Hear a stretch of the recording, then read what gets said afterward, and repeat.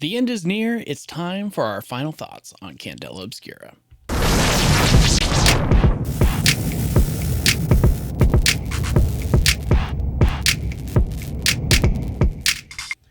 Welcome, everyone, to another episode of Bards and Barrels. I'm Phil Boone. And I'm Ross Druce. And this is already part 9 of our 10-part deep dive into Darrington Press's horror system, Candela Obscura.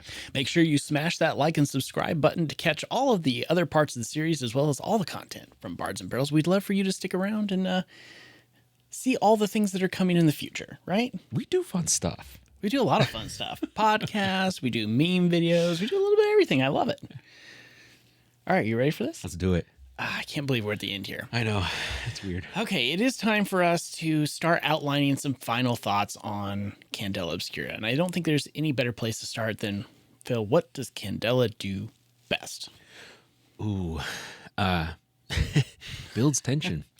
Truthfully, like, yes. If you ask me the one thing, it develops you as a role player, too. I feel like, yes. Like as a system, I think it does that really well. Yeah, I think you're absolutely right. I think to the tension point, it creates an atmosphere that you don't see in other TTRPGs. Probably some of the closest, like you had mentioned Chris Strahd in a couple episodes. Like that's probably the closest it comes in D&D because that's a horror campaign.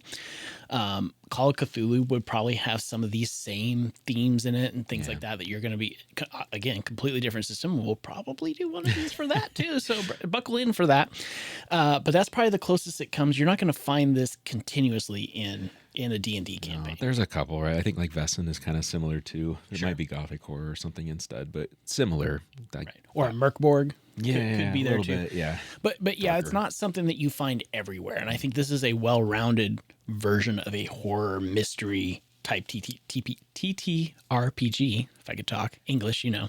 Yeah. It's that collective storytelling component of this too, I think is one of the things it does absolutely best. Emphasizes it in the book, but you know, we've played it. It's in practice, right? And totally, it does. Like it is that you are telling the story together. It's player driven. It's the tension and the way that the story builds, right? There's a lot of intense moments in the game too. Right. I think it's far more emotional. And I think that has, again, going back to tension, I think it has a lot to do with that. I think back to, and I mentioned that in the last video episode, was the Candela one shot that you made.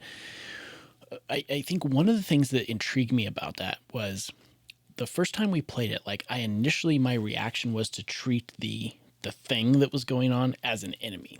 And it kind of ended up in that way, but what it really ended up was that would have been fun to explore is like, is this thing really malevolent? Or is it just scared and reacting because it's not a human thing? And so it's like these concepts that you don't necessarily go through in other games. Did you play the one before that with the little girl? I don't think I did. Okay. Yes, agreed. Similar situation there, but that the way that it always turns out, I feel like you're right. It's not necessarily the entity you're facing may not necessarily be evil, right, or against you. It just may be lost, right? Sure. Well, and I think that goes to like this system helps you with your role-playing ability. So it's like you can explore that more readily in this. Like you shouldn't assume that it's just an enemy because that's not how it'll necessarily end. If you know it's not malevolent, then maybe you can help it or communicate with it or do different things, which really gets you out of your box typically in a lot of these. Yeah. Okay, challenges. I think for me, the first thing is this is not going to be for everybody. And it goes back to knowing your table a lot and knowing what people are okay with. But generally speaking, you're dealing with some themes here that aren't, not that they're not acceptable, but they can be hard to wrap your head around sometimes. I think, you know, in one of the early episodes, we mentioned that in this game, you're not heroes. So, you know, some people love to play D&D for like White Knight syndrome, right? Like you ride in on your steed and you're going to save the day. That's not this kind of a game. Or, totally. You know, if you play D&D because you love min-maxing your character, this isn't the game for you, right? Like, and that's okay. That's why we have so many different systems that are out there. So even if, you know, it might fit at your table, there might still be people at your table that may not enjoy it as much as others. So just something to be mindful just be aware of the people at your table. I think that's what Yes. it boils down to a lot. It does. Who should try this game? And my thing here, and it kind of goes back a little bit to the challenges. I'm not sure a group of people who are brand new to TTRPGs would love this.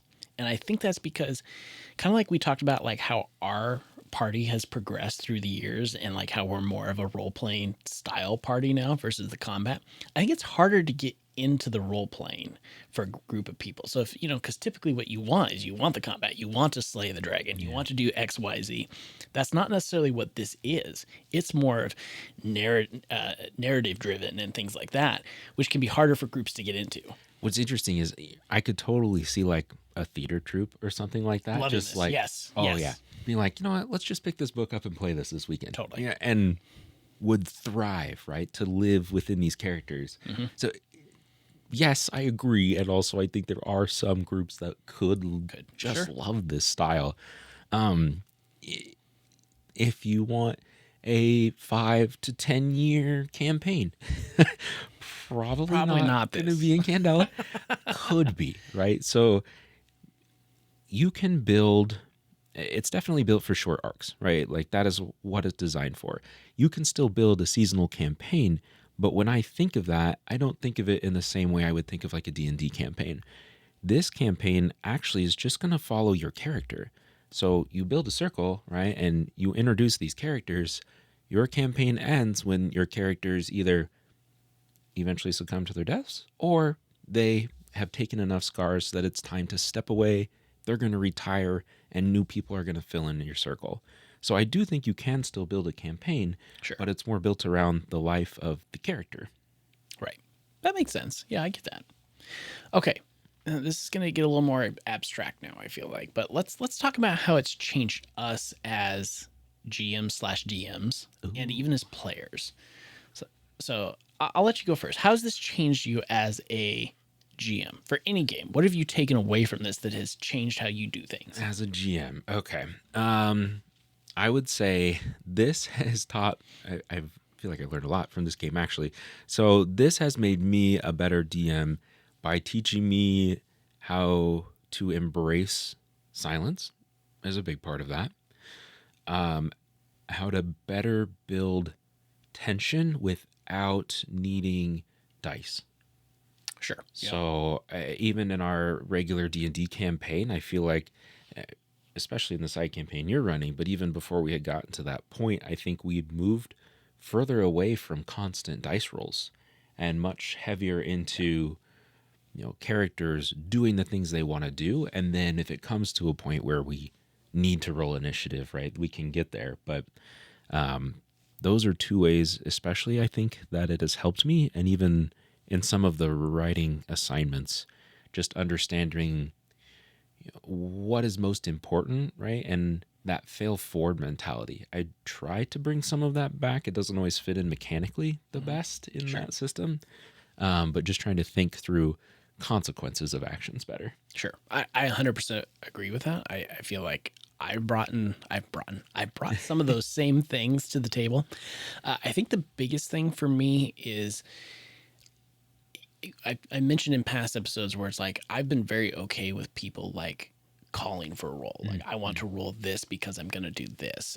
And I'm okay with like just letting them play and then choosing the right moments to roll dice. And I feel like Candela's very good about that because it limits the dice rolls to very specific moments that have consequence and impact, right? So it's like if you're doing that in a D, there's going to be instances, of course, where you can't do that. If they're like actively looking for things and wanting to roll investigation or various things like that, yeah, you're gonna have to do those things because that's just part of like D&D and specifically. But otherwise, just letting the table play, I think is the biggest thing I've taken, like, and encouraging the yes and we have a party where we have good role players and we have some rising role players, I think is a good way to put it. And so it's like finding the great thing about this is like I don't have to encourage the role playing. Like you guys kind of all encourage each other to do the role playing, but it's kind of nice to sit back and then just allow it to happen and then encourage where I can and then let the dice fall where they need to, but not force it. I think is a big part of that.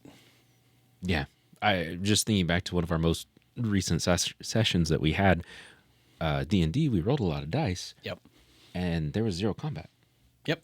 But it was all, I don't know, it was all necessary. I don't feel like we rolled dice unnecessarily. It was very investigative, but they're just, the games have different mechanics, but the role playing in that episode was fantastic. Yes. Or in that episode. Well, Yes. we don't record those, sorry.